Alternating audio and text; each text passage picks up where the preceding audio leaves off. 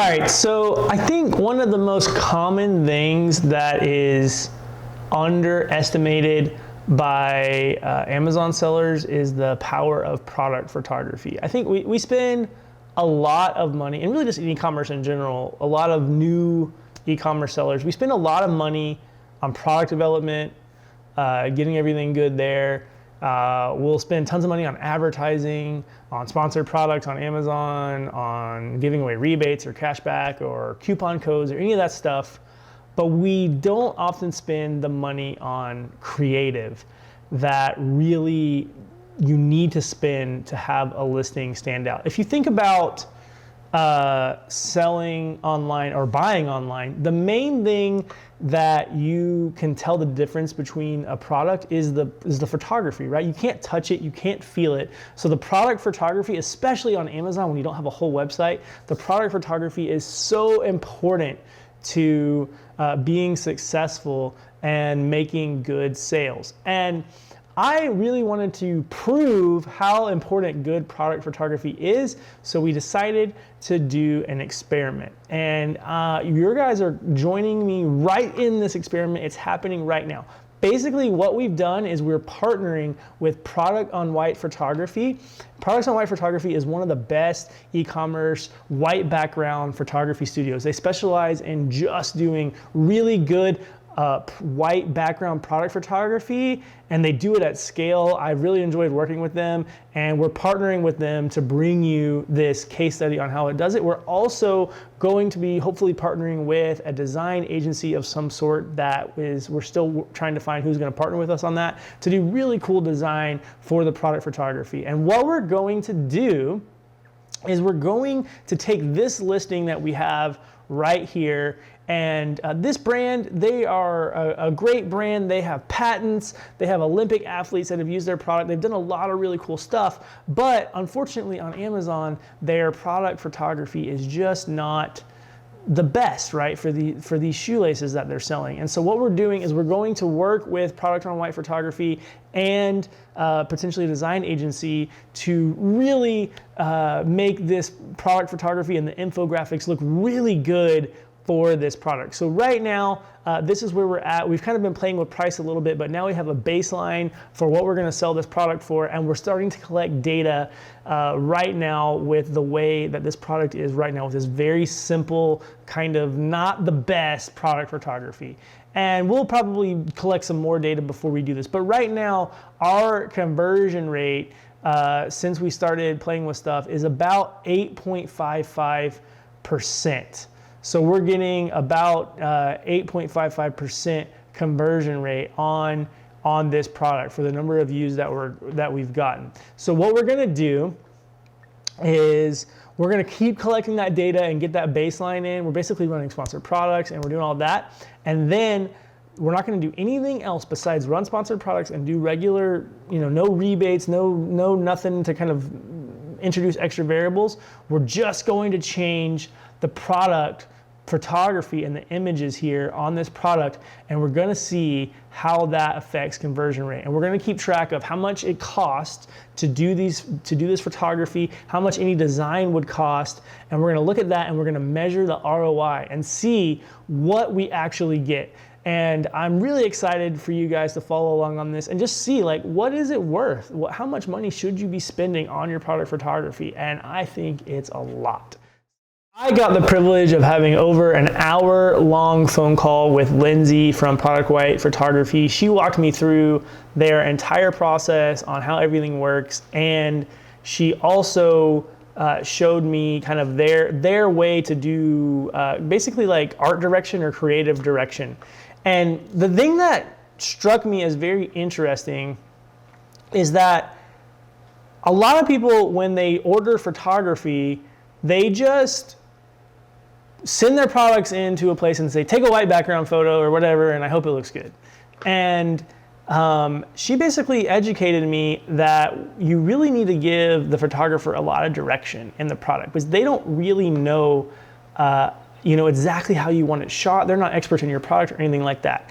And so basically, she walked me through their process. They explain this process right here on their website they talk about how to place an online order, and then they show how to provide shot direction. This video is a couple minutes long. It's really great. I definitely recommend this. Even if you're not working with them, if you're working with somebody else, I highly recommend watching this video and doing shot direction the way that they explain it. I think it makes a lot of sense, and I think it can really scale and systemize it. I'm gonna train everyone on my team on how to do this shot direction whenever we're working with customers and helping them get their products photographed or photographed, and also for our own internal products as well. So this is basically their template for doing product photography. I'm not going to go into all this, but the main thing that they do is you describe the image, the number of items in the photo, the name of the photo if you want to have a specific name, and then you describe what's in the photo. And then right here is the really interesting thing. They say you can just use your phone, right, and place the product. Like, let's say I was selling, a MacBook charger. I could like place it on my desk here, which I don't think you can see this in the frame, but I could place this on my desk and just shoot it with my phone however I want it placed, and then send that over to them, and then they can do the professional version of it. And so I can do that, or I can go online and find a similar product that's photographed in the way I like it, and then basically drop that in there. And I think that's so smart. It's so much smarter to find an image that you really like, or take the product and place it how you want it to be placed. Take a picture with your phone and then send that over to them in your shot direction, and then they're gonna know how you want it photographed. And then the same thing with lighting. You can basically have them match lighting in another picture, or you can describe the lighting and how you want it to be done. And they have a whole guide on how to do that. And to me, like, I am not a creative type. I am not a photographer by any means whatsoever. But by working with them and kind of them systematizing it, I think it makes a lot of sense. And so you can literally come in here and fill this out if you have a bunch of photography that you need done, and they will do it for you.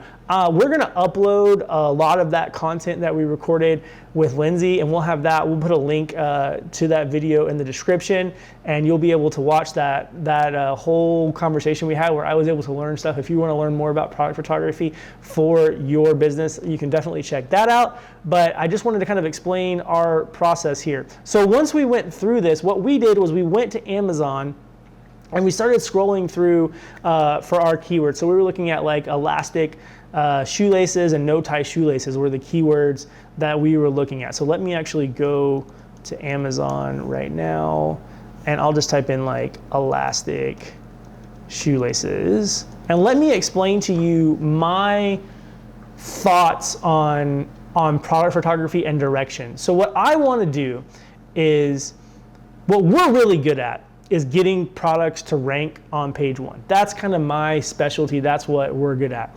But once you get there, you need to stay there. And the only way to stay there is to convert. And especially if you're a brand that's coming up new and you have a competitor, like these guys have 34,000 reviews, right?